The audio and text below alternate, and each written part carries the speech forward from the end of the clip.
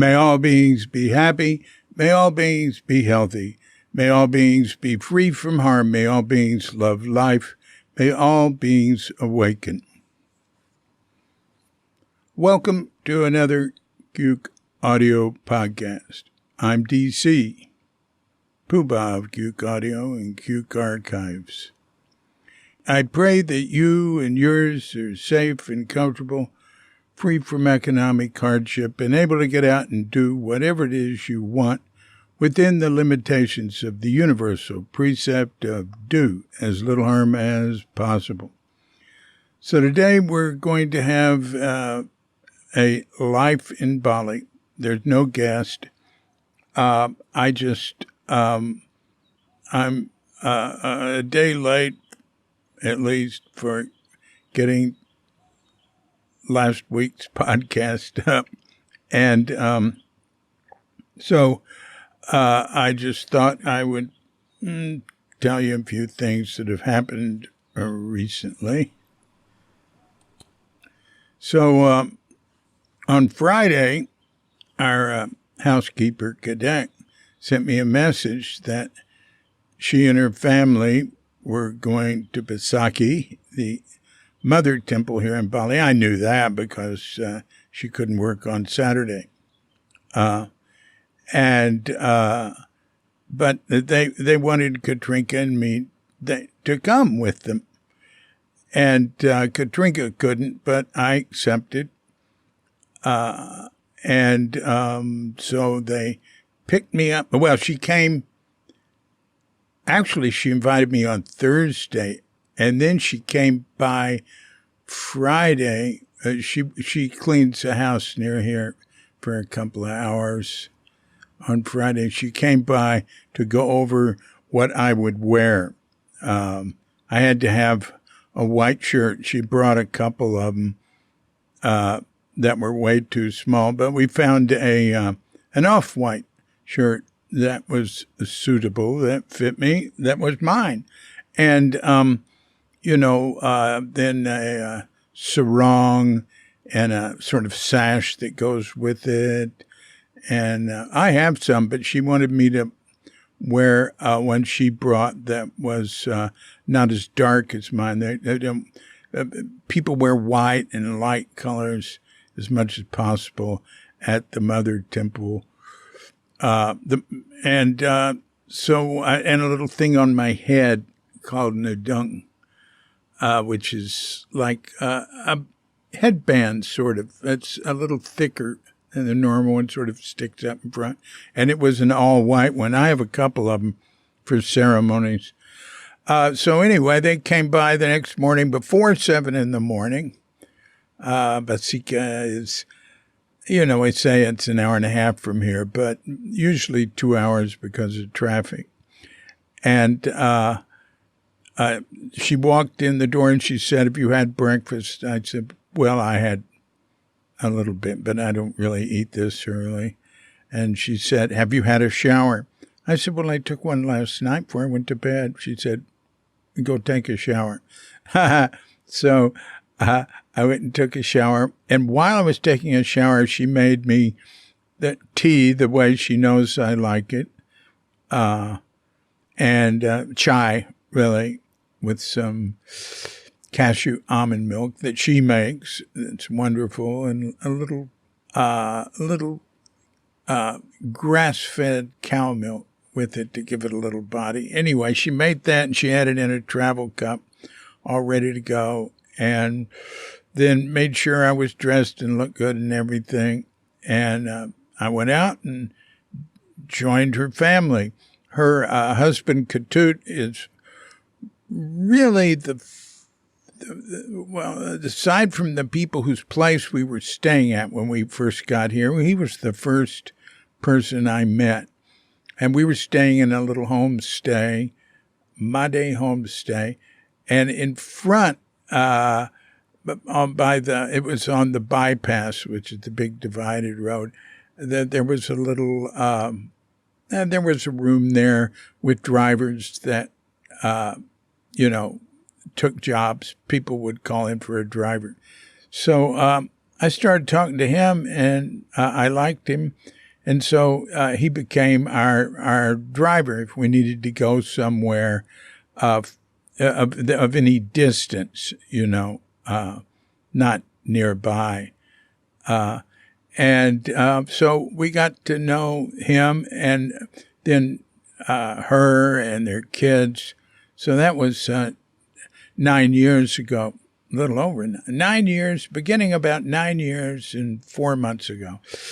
When we moved from that area to over here, we hired her as a housekeeper because she didn't speak any English. And that's what I want, And she had no experience with that, except, of course, she knew how to clean a house.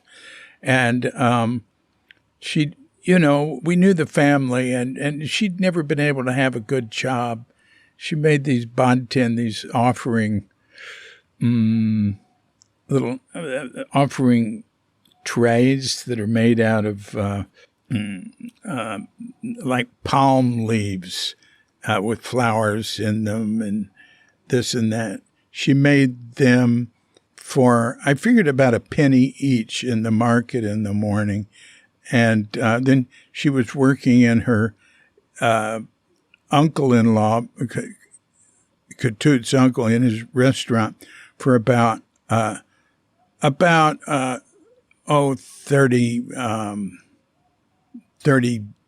a month. That uncle really took advantage of them. Anyway, so she came over here and started working, and we just fell in love with her first day. She was great. She was very pleasant and did a great job and everything. So we've known them a long time. We don't use her husband, Katut, anymore as a long-distance driver. He'd get busy, and there are other reasons. But we really like him and the family. And the kids, we're sending her daughter, Lena, through college. Now, I could never afford and never even considered sending my sons through college, but this is about $600 a year. So that's a lot for us. But, we're involved with the family, and it'll make such a difference for them. She does a lot for us. She's, anyway. So they drove toward Besakih, and we talked, and Katut was explaining the different types of temples, which I've heard a number of times.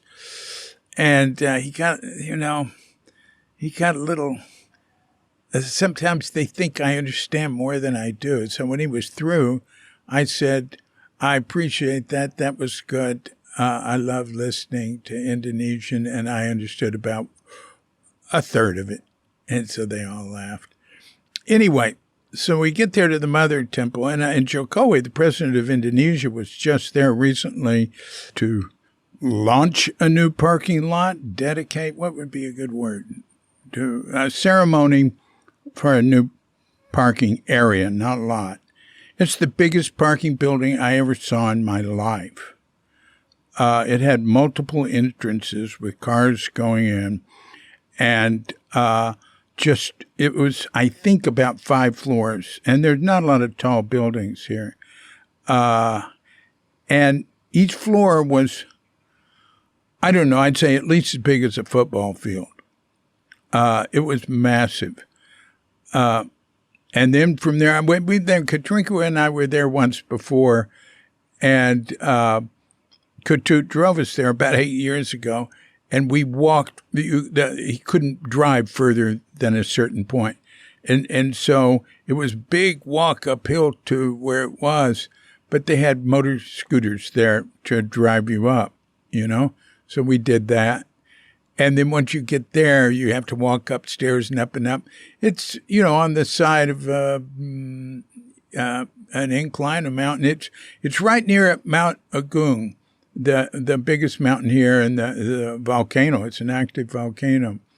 So anyway, we all walked up that in our ceremonial garb, and So this is Ketut and his wife, Kadek, and then their kids, Nobita, who is a mother. I said, where's the baby? Oh, the baby is with a relative. Big families, and just so many ties. And Lena, the second daughter, who's going to school. She's going to be a school teacher. And then Jatmika, the son, who's in high school. Anyway, they all were carrying things except for Ketut and me. Baskets full of offerings and stuff for, like incense and stuff. So we walked up and up and up and up. And I like doing that. I love it. I wish I had an incline to walk up here. And I'm walking a lot now. And I've started walking more. I'm really glad. The more I walk, the better. I tried going up and down the stairs fast here, but then my ankle started going out. It was too hard on it. So, walking, and we're doing more yoga. We did have a yoga teacher. Now we're just doing it on video, and we're doing more. And that stuff, it really makes a difference. That makes a difference in how well I think, but also, just getting out, I feel lighter, and just being able to walk up, keep going, and then to get to the entrance. And so then you go up some stairs and you get to the first sort of big area, and there's it's not one temple. There's 406 temples there. There's a certain number of large ones and a certain number of small ones. And they have these pagodas, they call them meru, that, they have with 5 tiers, 7 tiers, 9 tiers, and 11 tiers.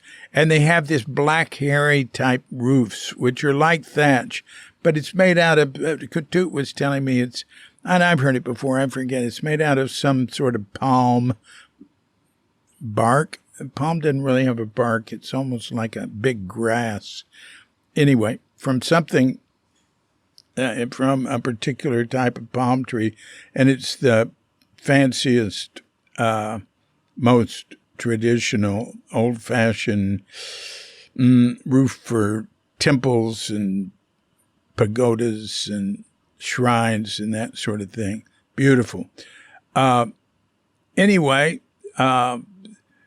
we go up. So then we took a little break there and sat there and took some pictures, and they go up the next level, and there's just all these beautiful shrines and buildings. It's not, they're temples like these. They're not like buildings you go in. They're sort of open. Anyway, we sat there and waited a while, and then we fit in. There were incidentally thousands of people walking in and walking out. The thing about the Mother Temple here is it's like you've got to go there for it's one of the stations to go to for a funeral. That's for all the Hindus in Bali. There's like 3 temples where they go to at different stages of their funeral. It's not like one thing. It's complicated. And then this was something they do once every 3 years. And Ketut told me, not Ketut, Kadek, the wife, told me she doesn't go every 3 years, or they don't go. They're going this time. And I asked her how many times she'd been there. And she said about 20. And so then we have our first ceremony, which they're very nice. You just sit, and it's very much like other ceremonies. You just sit there, and there's a priest chanting, and he's doing stuff with flowers and incense and everything. And then he goes and gets some water, and he sprinkles it on your head. No, first they put it in your hands. You cup your hands, and you just sort of, what was it first? You take a sip out of it. And the last time you splash your face. Sometimes you do it 4 times. And then you put your hand, he has a little like silver tray there, and you take some rice and it's wet and you put it on your forehead. Then you just sit there a while. It's very easy. It's nice. You don't have to think anything or believe anything. You just do it. We had a little ceremony like that when we built a guest room here, thanks to my son Clay. And the landlord said, well, we need to have an opening ceremony or whatever for it. And so we did. And he's got a son who does that lower level of ceremony. And we had that with Kadak, the housekeeper, Katrinka, me, Katut, our landlord. There's a lot of people named Katut. They only have a few names here. And it seems like. And his son, Kadak, another Kadak, it's male and female. Names are male and female, most of them. And that was really nice. Anyway, so we had that ceremony. And then we go sit down, we eat some fruit, and we're sitting with other people, and the guy next to me starts talking, and he's a priest who helps take care of the place. It was very well organized. It had an enormous staff. It had soldiers there. It had everywhere you go, there's somebody, for parking, there's people saying, you go in here, for walking in, there's people who say, yeah, no, don't go that way. That's for those who are coming down. Go this way. And but another thing is people here are so nice together in a crowd. It's almost without exception. In fact, I can't even think of an exception. Pleasant, harmonious, really nice together. And also being with the family is like that. There's no tension. There's no conflict. They're fairly quiet, but they're sort of friendly and can be funny. And it's just really pleasant. I mean, and to me, that's the ceremony. It's really nice. So we had another ceremony just like that with more people. And, I can ask, what does all this signify and stuff, but I'll just forget it. And, a lot of times the answers I get are like, I don't remember, or I don't know. There'll be a red day, which is a day for a ceremony, or it can be a Muslim thing. Red day is national. And it just means the special calendars are marked red there. So, and there was one, and I was asking Nyoman, who's our driver that drives us locally around here to go shopping or whatever. I said, well, why is that place closed? He said, oh, it's a red day. I said, what sort of red day? Is it Hindu? And he said, yeah. I said, what's it about? He said, oh, I don't know. I forget. Anyway, I like that. That's I like, it's shamanistic, really. Or what would you say? Animistic. It's all about spirits and the stuff about, what we think of as Hinduism, Brahma and Vishnu and Krishna and Lakshmi and all that. They know that stuff and they can say it, but what they're into are the spirits. So anyway, we walked down, we were there a couple of hours, maybe more. And we'd been there. On the way out, I saw some Westerners coming in, but I'd say for the first 2.5 hours, that's probably how long we were up there, I didn't see a single Westerner, only Balinese. And boy, were there a lot of them. Just thousands going in and out. And, there's plenty of room. It's not really crowded because it's such big space. So anyway, now we get back to the car, and there's a little something for everybody to eat or drink. And I drink my tea she made for me. I hadn't had any of it then. And when I got up in the morning, I did not drink hot water as I usually do. I drank, only tea. after I'd done some walking meditation, sitting meditation, everything, which was all abbreviated greatly because I was going to have to leave before 7.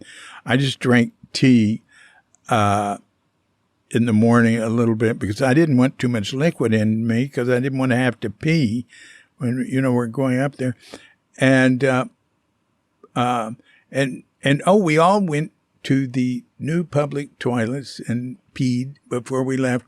And they were all spick and span clean and, a little sterile. But, having nice, clean, taken care of public toilets is really important. The big Buddhist temple here, I know the family that's really sort of in charge of it, the son of the founder of the big Buddhist temple here, Brahma Vihara Rama. And I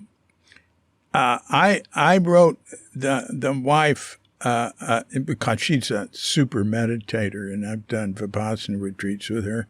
I wrote her a note saying, there's all sorts of improvements and statues and pagoda and your stupa and everything going into Brahma Vihara Rama. It just keeps expanding and it's beautiful, but your toilets have not been improved for a long time. And that's really a mark. That's, well-tended toilets are a sign of a place that's being taken care of. I said, really, you should do that first. Anyway, it was a little critical. And she said she'd pass it on. So anyway, and I saw something I'd never seen before, plastic roof tile. The tiles looking like, clay or porcelain, whatever you call them, roof tiles made out of plastic. I'd never seen that. Nobody had. We all looked at it. But anyway, so we got out of there and then we drove. And so Ketut said we should have babi guling. Now, babi guling is the favorite food of people here. I can tell you from experience. The musicians I worked with, every time we were together practicing or recording, I catered. And that meant Newman would go out and get everybody a bunkus, and that means a wrap. It would be some sort of little lunch thing. It could be one that had some chicken and vegetables in it and this and that. But what they really liked was the days when he'd get them, and this is like for $1.50 each, babi guling, and they would just get them like wrapped in a banana leaf or a brown piece of paper, some rice, and babi is pig, and guling, I think it means something like a skewer. I don't really like it that much, and I don't want to eat it, but I have on occasion just to join others. But I hadn't had any in over a year. And, but anyway, he was just going to stop and get, like a cheap one for each of us on the side of the road. And the girl said, no, go to this place. Anyway, they told him where it was. And so, it took us, 45 minutes, an hour, maybe an hour to get there. And it was like in the country. Of course, there's a lot of country. But taking these small roads, and it was like sort of hidden, going down like a dirt road somewhere. And then we came up to a place that was just surrounded by rice paddies and jungle, and there was nothing else there. But there were signs there that said the name of the restaurant was Babi Guling something. It was a Babi Guling restaurant, and it was open air and everything. And there was a big parking lot there, and there were motor scooters parked up and down. And we walked up to the entrance, and We had to, there. I could see there were like at least 100 people there eating at tables, and we had to get on a waiting list. And so anyway, we got in and we had a table, and it was right by rice fields, very, very nice area. And there was a violin player playing music, which is really nice because there's a lot of crappy music you'll hear. And so he asked what I wanted, and I said, I'll just take the same thing. So we all got the same thing. And it was Bobby Gouling, rice, and there were like 4 strips of white meat, and then a crunchy pig skin, and there was a crunchy pig skin, a dark one and a light one, and a piece of sausage and a little piece of light liver sausage or something. So, I don't really eat like that, but, that's what they were doing. So I joined in, had some iced tea. Anyway, it was just very pleasant being with them. And then when we were all through Ketut, the husband said, he was ready to go. Let's go. And I said, wait a minute. Let's sit here and talk a minute. And I said, Kadek, how do you pronounce that stuff you make muesli out of, the grain? And she said, no, I don't want to say it. I said, come on, how do you say it? It's oats, right? And she'll tell me when we go shopping, and she'll tell me what we need. And she'll say, Holtz. I say, it's not Holtz, it's oats. But anyway, then we all were teasing her, and Ketut speaks fairly good English, and he said, oats. So then I asked her, okay, what's the name of Tom's wife? And she goes, Ipan. It's Ivan. Can you say Ivan? And, of course, the kids were all picking on her and laughing. But she says F's and V as P. And that's very normal here. Anyway, and then I pointed out that a carpenter who works for us, when we need something here, his name is Ferry, and he's from Java. And for 2 years, I thought his name was Perry. And then and I tell them this, I say, one day he turned to me and he said, Ferry. It's really weird. Anyway, I found that F and V and W somewhat, but F and V mainly are pronounced differently in different countries, and so they have sounds that some people just don't use in their language. Anyway, so but then they turned on me. One of their consonants here is NG. And it's really hard to say it right. I don't really try that hard. But the bypass, the 4-lane road that runs, near our house, 100 yards away or something, more than that, half a kilometer away. It's Ngara Rai, Ngara. I think it was the name of a person. And so I try to say it, and they go, no, it's so-and-so. And I can't hear what Ketut was doing, what he's saying. And then I'd try and go, Gara, no, it's Nyara, or something. And I couldn't hear what's the difference. And so they're all laughing at me. Anyway, we get in the car and I can't give up. And I try it again. And they go, yeah, that's it. And so I did it a few times. I don't think I could do it again. I don't know what I did that was right. Anyway, that's the language for it. So we drove home, and the bypass from the Rama statue, Ramayana, the great Hindu tale, from the giant Rama statue with Hanuman and all the monkeys running all over it, to to a particular intersection that really starts, getting in Sanur. I could have walked faster than we were going. I was talking to Kadek about it today.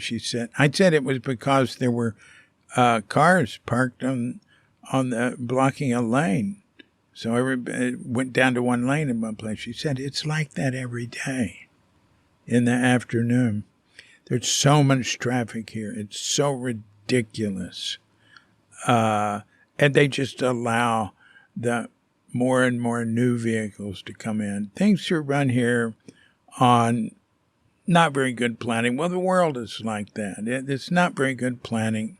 It's all some people making money from it, And, but anyway, we did get back eventually, and that was very good. And then I was so tired. I really don't like riding in cars long distances anymore. I don't know. I think it's inner ear. My balance isn't as good. I'm 78 now. My balance isn't as good.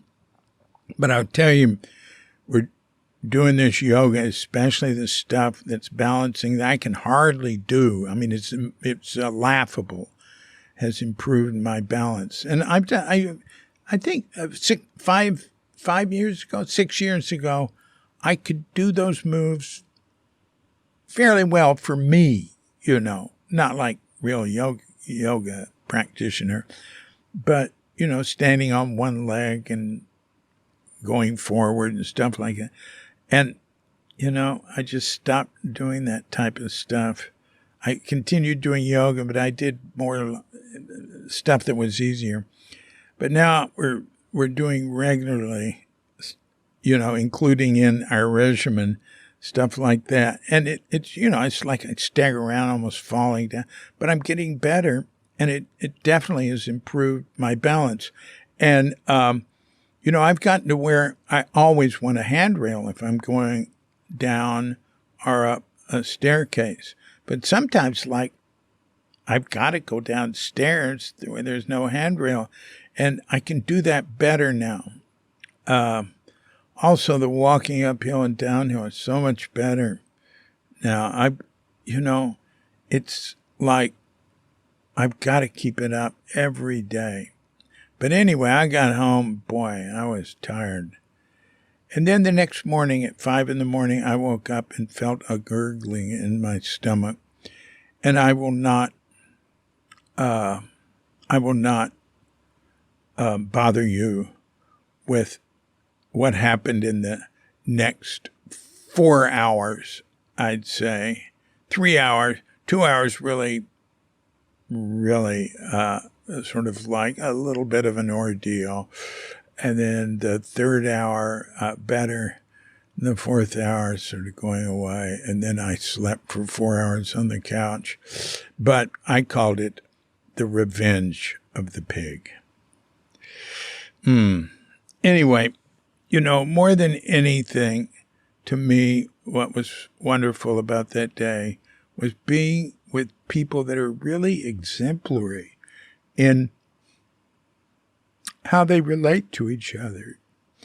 And I guess you'd say they're sort of middle class, but, they live in a very small home and don't have much. I've been over there and Kadek could serve. Nyoma, the driver, drove us over there just to have lunch one day. And she said, I want to make you lunch. So we went over there.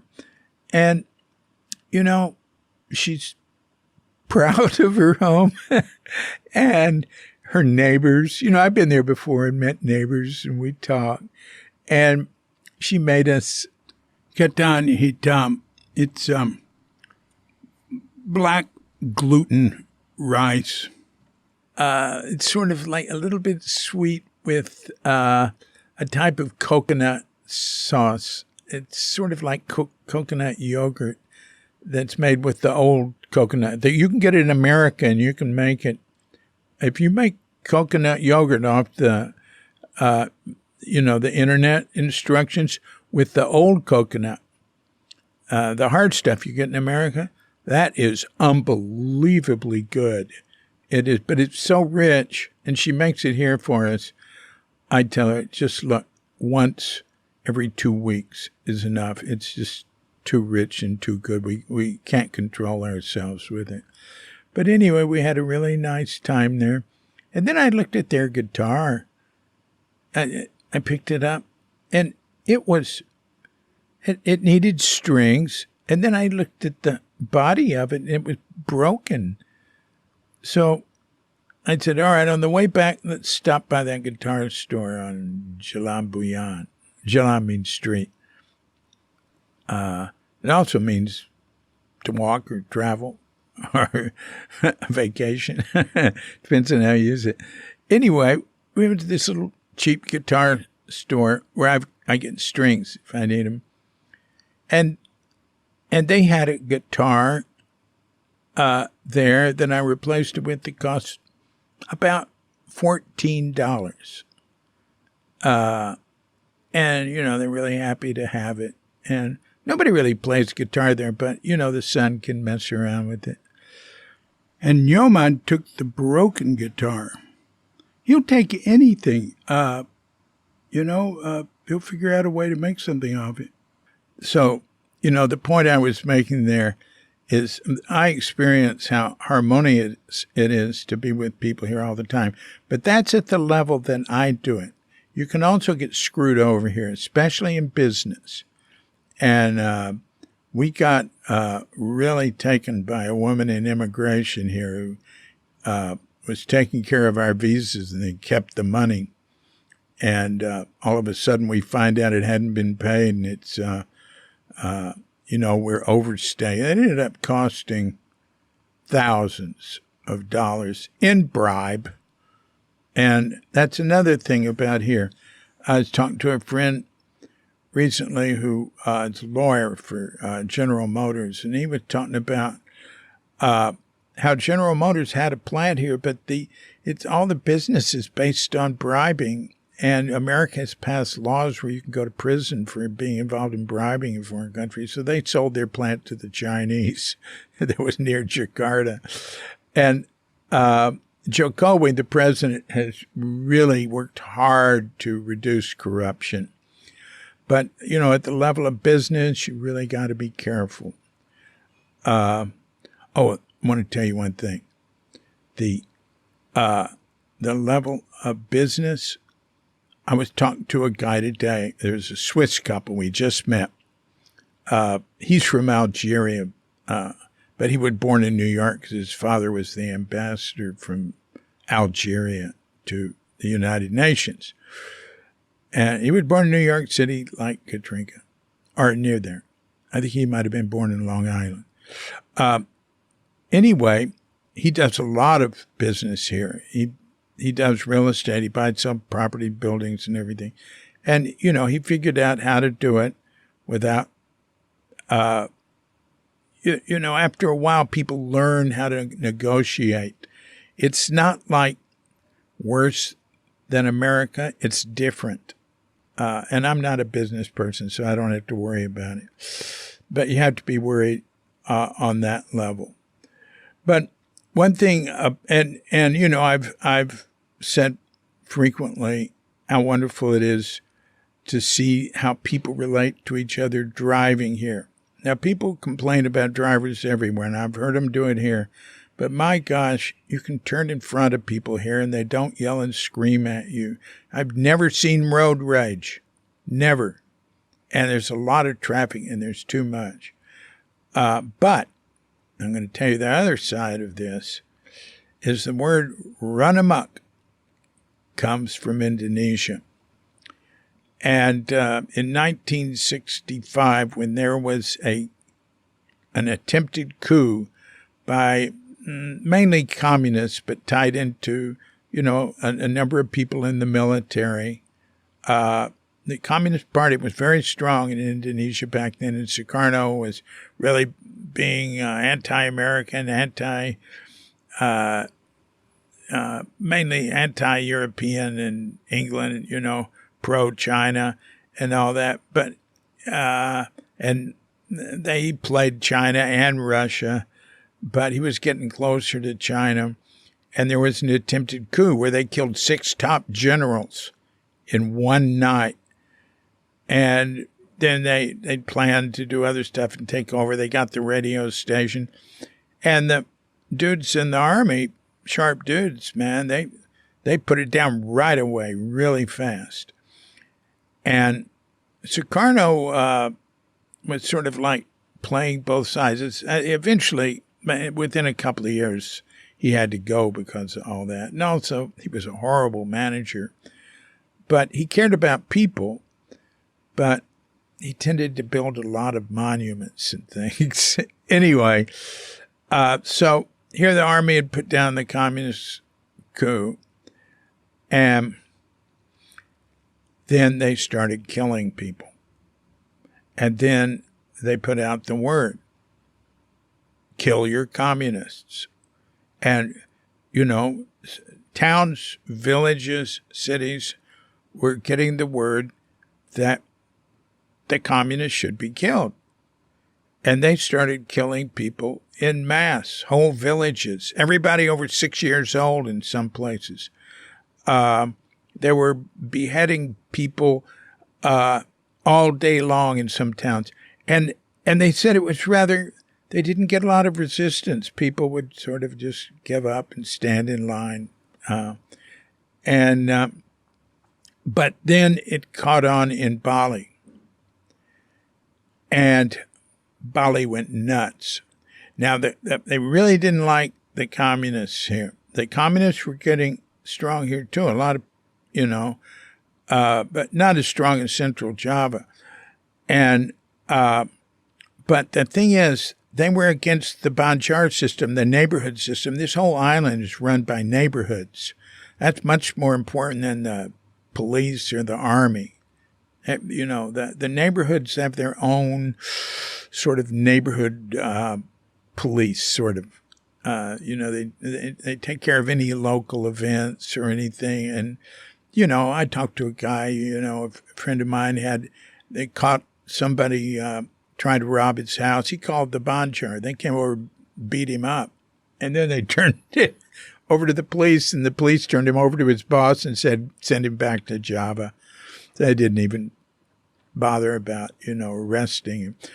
But Bali, it said, in what we've read, that what it said in all this massacre that was going on, that spread a lot to Chinese, killing Chinese, because a lot of Chinese were communists, but also the Chinese, they were the best business people. People resented them because of that.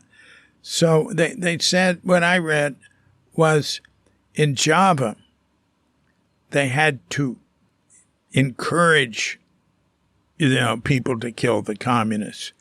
In Bali, they had to hold them back. Oh, also they wanted to eliminate Hinduism and the ceremonies and everything. They wanted to destroy Bali culture, so that created a lot of resentment. But in Bali, really went nuts. More so, it killed a higher percentage of people than anywhere else in Indonesia. And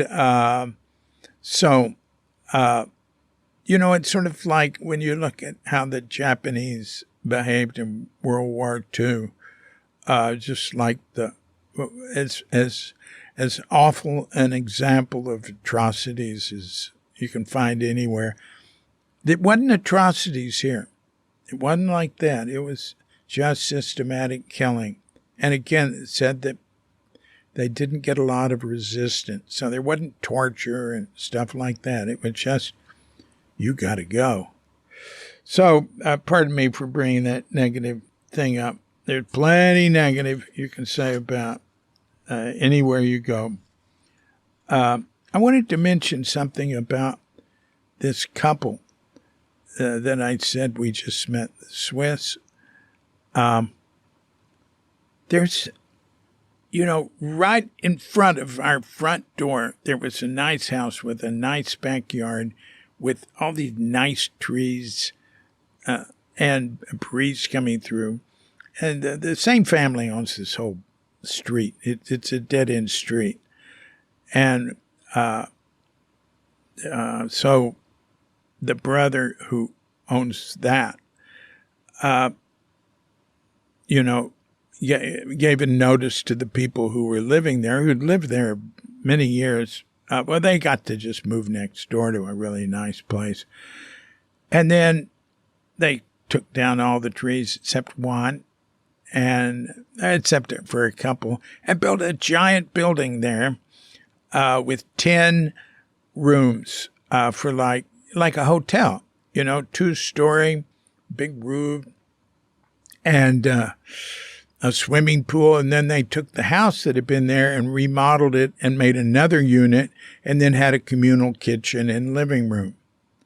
And so this is an 11-unit homestay or hotel or something like that, right?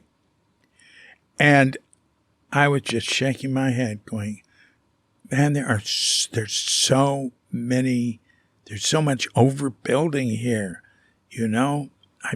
I'm worried, you're putting all this money into that, and you're not going to have that many customers, or maybe in time, or I don't know. And it was built right, and then COVID started right after they started building. Anyway, they finished it all. They did a pretty good job. Had a little pool, but they did have a problem renting it.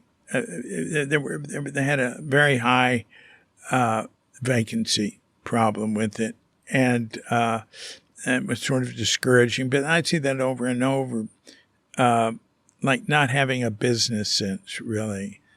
But guess what? That Swiss couple who buys and sells real estate here, they just rented the entire place for their home for a year. And it's a great neighborhood, and they're really neat people. And what we told them? We'd heard it was rented for a year, and we were just hoping, and pardon me for saying this, that it wasn't Russians, because this place has been, overrun by Russians. And we have Russian friends. We love them. They're great. But we didn't want 11 units across from us that had Russians, because, that could bring in all sorts of people who drink a lot and make a lot of noise and stuff. But it's not. It's the opposite. It's this really nice Swiss couple. They're not Swiss in heritage, but they're really nice, interesting people. And they rented that entire place for their home. They said, well, it's hard to find an unfurnished place. Unfurnished? Every room has a bed in it or two, or I don't know what they're going to do with that. But anyway, they made a deal with the landlord. And, wow, that's great. It's going to be quiet over there. And we have on one side a couple that lives in Melbourne that comes here for a couple of weeks, once or twice a year when there's no COVID. And on the other side, there's a family, I think a Danish husband, a Javanese mom, and 2 kids. And we can't tell the difference when they're there or not. They are so quiet. And for a long time, that home was vacant. There was nobody there, right? And it's always been so quiet here. It's really nice. Oh, I'm going to give you another piece of news. Phew, God. So we've been involved with a lot of people here who are in the program, like AA, Al-Anon, that sort of thing. drug alcohol treatment center here. And almost all the people that we know from that are really doing well and are happy to have that behind them. But a few have had a hard time. We had my closest friend OD'd. He was starting a drug alcohol rehab, and it got to be too much. My favorite tennis partner, too, much younger, died at like 39 or something. And, we've seen friends relapse where it's really awful, just like vodka bottles everywhere, and, just can't stop. And then they do stop. But anyway, so we've seen various examples of people falling out of grace with losing it, right? And this one guy we know, young guy, makes very good living in the tech world. He's into martial arts, and he's a nice, quiet guy, but he did have a problem with alcohol and violence, which it's that's the bad behavior that's most closely associated with alcohol. And wow, Katrinka comes to me and shows me his picture is on a local news site. He fell off the wagon and got drunk. Then he's been arrested for getting in an argument with that waitress and then slashing her thigh with a knife. Nobody carries knives here. What is he? Well, it turns out the knife was part of his martial arts thing that he was coming from doing it or whatever. But he got arrested. Oh, boy, great. An American coming over here to this low-violence place, unless it's 1965, 66, and bringing violence into Indonesia like that, attacking somebody with a knife. Oh, boy, is that guy in trouble. Now, he's got money, though, and the waitress has sued him. I would think he could probably get out of it by paying her off and get deported, which he won't want to do, but, gee, they can't have him around acting like that. So that's sad. That's really shocking to see. Anyway, that's life in Bali. I thought I'd just do a little short one to tell you how nice it was to be with Kadek and her family, but I just went over other stuff. There's pros and cons anywhere you go in the world. And we like the pros here. They work out well for us. We can't live like this in the West, Actually, we can't live like we're living anywhere else. But everything has its birth and its death, and things decay. And you can't depend on anything here. You can't depend on your favorite restaurant staying open. You can't depend on, you can't depend on anything. It can all change. That's true everywhere, but it's really true here because the laws are, are not, they're a little more rubbery here. So anyway, we're very grateful for the good time we've had. We look forward to more good time, and we will not be utterly shocked if the good times end.